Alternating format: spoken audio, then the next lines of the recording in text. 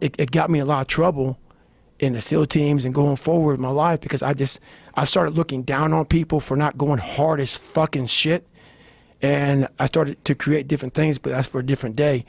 But I just believe that, my whole mind changed. That is a problem that a lot of people who work hard do have. You get angry at people who don't work hard to the point where you want to insult them. You want to smack them. And it's really because you're scared of seeing that in yourself. Yeah, that's probably the truth. That's probably the truth.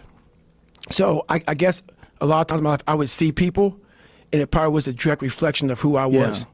And I would get mad at them, but in reflection, it's probably just getting mad at myself. Yeah, that's for me, 100%. When I see people that are half-assing things, I get terrified of seeing that in myself, and I get mad at them. Right. And it's not a good way to handle it. No. But it's natural, because you're just terrified of seeing that trait. Right, and it cost me.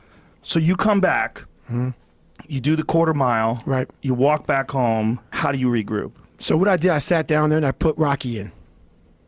I got my milkshake, put Rocky. I said, you know what? I was big time in Rocky and Platoon. Why Platoon? I love to see people who were getting beat down, and there's scenes. There's scenes that just drove me, and people in my Hell Weeks, I was in 3 of them, they'd always hear me singing these songs, humming these songs in torturous situations. When everybody's quitting this fucking code, I would be somewhere gone, somewhere fucking gone, and somewhere fucking dark as shit. There's a scene in Platoon when Barnes shoots Elias, and they think Elias is dead, and the choppers are taking off. And Charlie Sheen's asking, Tom Berenger, where's Elias? Where's Elias? William Dafoe. Oh, I found him back there dead somewhere. And through the woods, the Viet Cong is chasing Elias through the woods, and they're shooting him in his fucking back. And all he wants to do is get to the fucking chopper. He's getting shot in his back. He's getting up. He's getting shot in his back. He's getting up. And you see this guy just fighting. I love the fucking guy who just fucking fights. And so I put these things in as reminders that you're going to have to fucking suffer, man.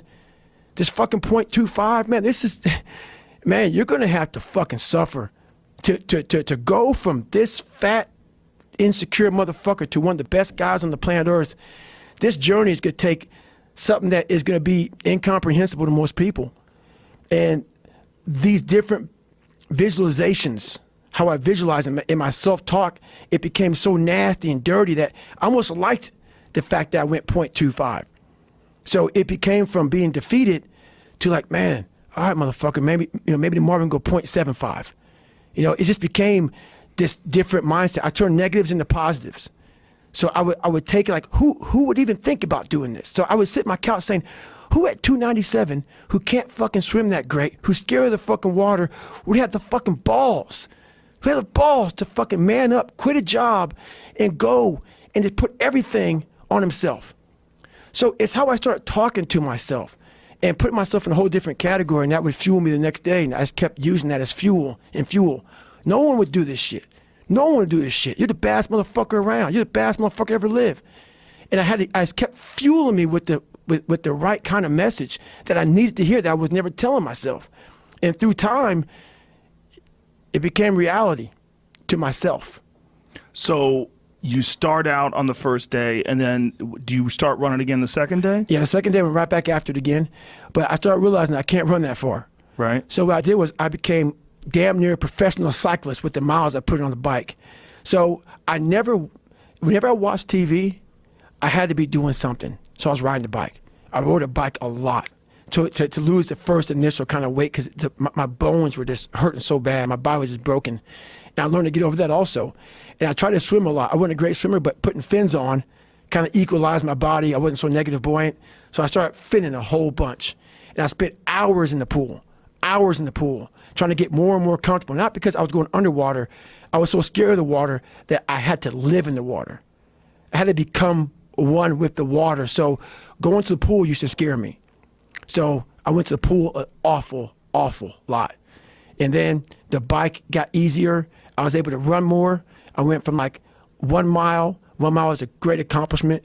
2 miles, and then from 2 to 3 was a big one. Then I went from 3 to 6. And then like they have a warning order that they give people to get ready for buds. And the whole thing was running 6 miles 5 days a week. And that was my goal. And so I failed, I go back to scratch. I use some positive motivation. I have like one day where I'm like fucking defeated.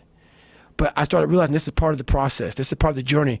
I had to realize this is part of my process versus just saying, like I used to, I'm just not good enough.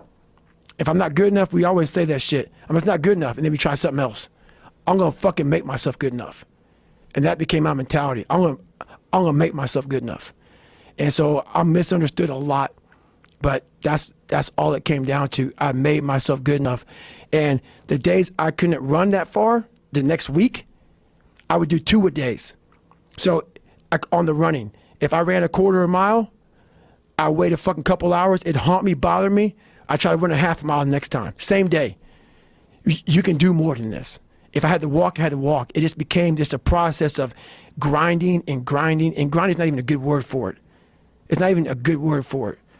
And just going further and further. And then when I got through running, I go to the bike, I go to the pool.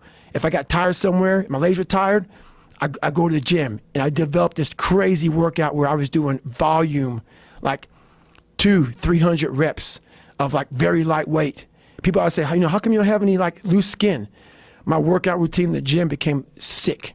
It became sick. I was just doing 200-300 reps, 400 reps on like chest, just like for one simple exercise, the bench press.